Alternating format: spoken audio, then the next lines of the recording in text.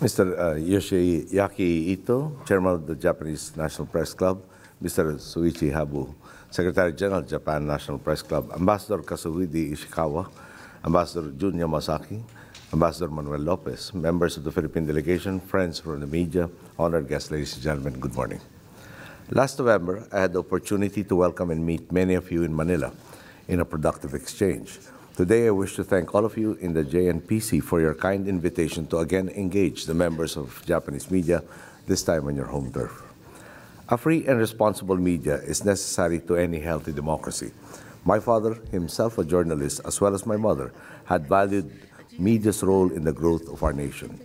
Japanese media also has a special place in our recent history. It covered my father's return and subsequent assassination in Manila in 1983, and soon after, was instrumental in providing intelligent analysis that helped shed light on the circumstances of his assassination. The Philippines that you cover now is far different from that covered by your predecessors during those troubled times. Media is free to report the facts and to speak its mind. The Philippine government merely joins the chorus of voices in asking that media provide the true and fair accounting of events and balance its roles in promoting vigilance and encouraging enlightened discourse for our citizens. Allow me now to brief you on the events of this memorable and fruitful state visit, in which I retraced a lot of the steps my mother took when she came to Japan in November of 1986. In fact, back then she spoke to the same institution, I believe, in this very building. My summit meeting with Prime Minister Abe has given additional impetus to our already very dynamic strategic partnership.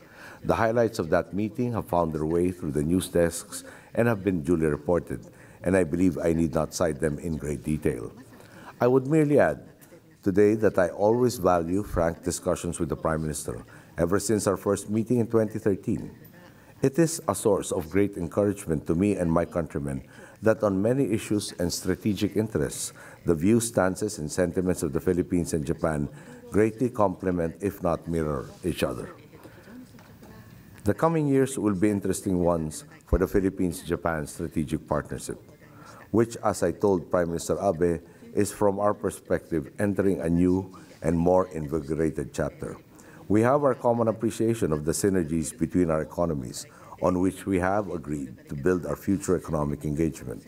At the same time, both our governments are undertaking sweeping and critical reforms across various fronts to facilitate and strengthen our own national responses to emerging challenges and allow us to improve our bilateral cooperation. In the sector of security, the Philippines and Japan's respective evaluation of ongoing developments in our region very closely adhere to each other. The Philippines follows with interest Japan's ongoing review of its security policy and legislation, with a view to allowing Japan to play a more proactive role in securing peace and security in our region and the world. I wish to again manifest what we have stated before.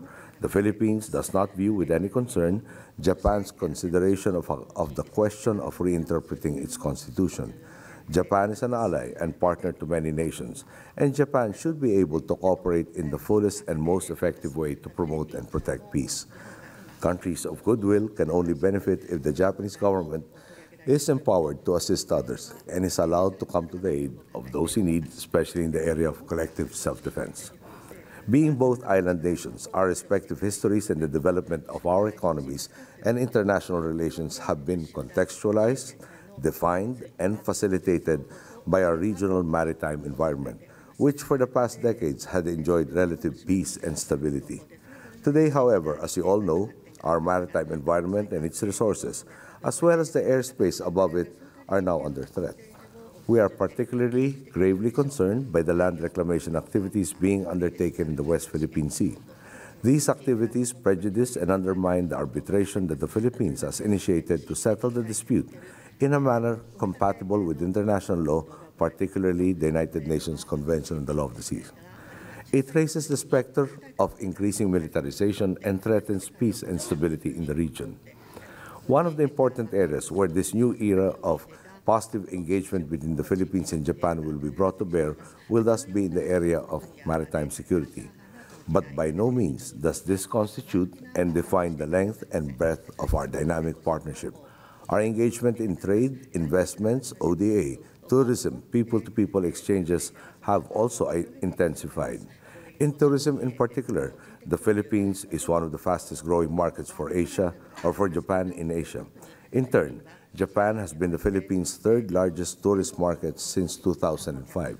I look forward to seeing the Japanese media accord due interest as well to these aspects of our partnership. I would like to take this occasion to again convey our deepest thanks through you, the members of the media, to their Majesties, the Emperor and Empress, to Prime Minister Abe and to the government and people of Japan for the hospitality and their commitment to the furtherance of Philippine-Japan relations. Thank you. I'm ready to take your questions.